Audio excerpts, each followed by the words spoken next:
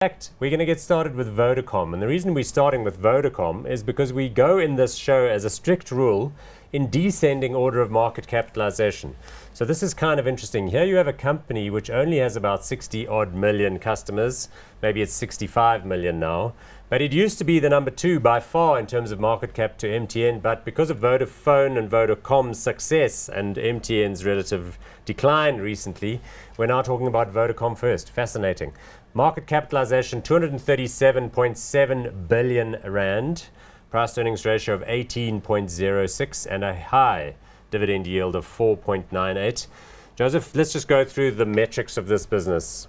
The Vodafone shareholding, the areas of operation being mostly South Africa and then associated countries like Tanzania, Mozambique and the DRC. But Vodacom certainly market leader in this market here in South Africa. In South Africa, certainly. Vodacom, I think, has been streets ahead of MTN. MTN definitely did catch up a little bit. But they are in a mature kind of cell phone industry. Yeah. And I think they have consolidated their space in South Africa and also in the region, a little bit in Lesotho. They are not in Swaziland. Yep. So certainly I think they've done very well. Dividend yield of about 5%, which is fantastic in the middle of our inflation target band.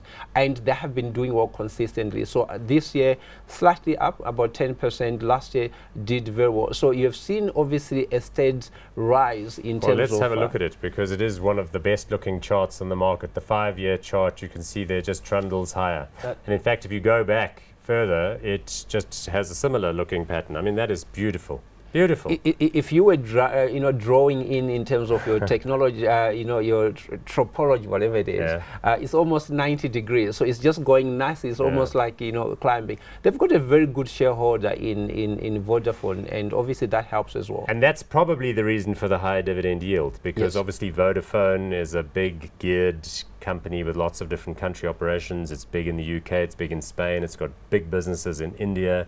It's a big operator, Africa, it's got Safaricom, it's got Egypt. It's really a big global titan, and it likes the cash flows from its underlying operations. Certainly, if you look at the dividend cover, still positive 1%, interest cover, although slightly down. But I think if you look in terms of all the operating metrics, in terms of performance, your return on total assets slightly down, but all of them around 30%. Return on capital employed as well, quite nice. Okay, I want to raise an issue. 5 years ago, people used to say mature company.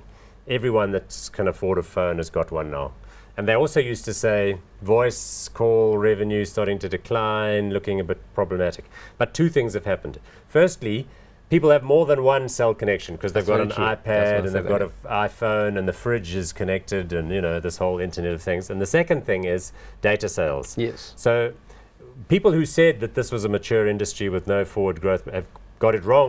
Totally wrong. I think if you look in terms of what can we do on our iPads or tablets, it's massive. Your emails, every time you travel, you want to have access to it, access to your TV, fridges, you putting it, almost everything. And very few people actually have got only one single SIM card. Lots of people have got two. And data sales is almost infinite because as the applications and the apps, the Facebooks and the Instagrams and the all the other sort of stuff gets more data rich, by which I mean like videos being served the whole time, people's appetite for data just goes on rising. Including the health freaks like yourself who are always health conscious. You have all these gadgets that can measure your wearables kilos and so on. That just everything means there's more calories, connectivity, 100%. tracking while we're running, doing all this sort of thing. And the interconnectedness is something that people are really, really keen on.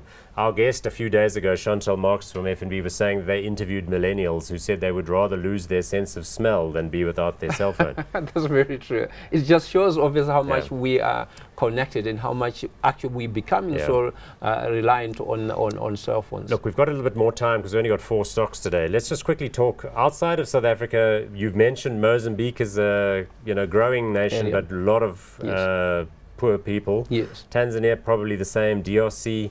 So are those huge opportunities? Do you see those as part of the long-term growth story? How do they factor in the valuation of the company now? I think if you look in terms of regional positioning, certainly inside, like obviously they are in South Africa, which is really the backbone of their African operations. East Africa, Tanzania, after Kenya, certainly they are up there. It's more stable as well, you know, compared to the other, you know, big powerhouse there, which is and seems Kenya. to be going through a bit of a governance change as yes. well. A positive one. Positive one. A positive one, yes. Because that's vital. Like we said earlier, it's all very well to have an addressable potential market of 50 million new customers. But if there are going to be restrictions on either investments or restrictions on expatriation of the money or constant pressure from the regulator to do funny things, certainly, then you may not want to invest in that environment. So a positive change in Tanzania that is is positive. certainly positive given the new president. Cameroon, not Cameroon, but the DRC, on the other hand, is it DRC or DRC Congo? Is it Congo or Congo Brazzaville? Which is the one that they have the business? It's DRC Congo. And there, I mean, that's a place that has its regulatory challenges. It's a massive potential from a population perspective, but from a political perspective, I think they have not been very stable, given obviously that if you look at the Rwanda issue, most of so the whole east of the country, very unstable, those guys have been tricky investment environment. So that's one that you'd put into the kind of probably not being factored by investors as a big potential value addition. Okay, hot or not as we come to this? I think I'll be hot on. I think obviously you have to be, you know, very patient about it. So it's not a stock that's going to do 40-50%. Because it's already done 40 or 50%. Certainly. But I think if you look in terms of since 2009, your annualized return on Vodacom would be 18%, which is fantastic. Yeah, excellent, Blair. Well done. Congratulations to Shamil Joseph and the team there. So we're hot on that.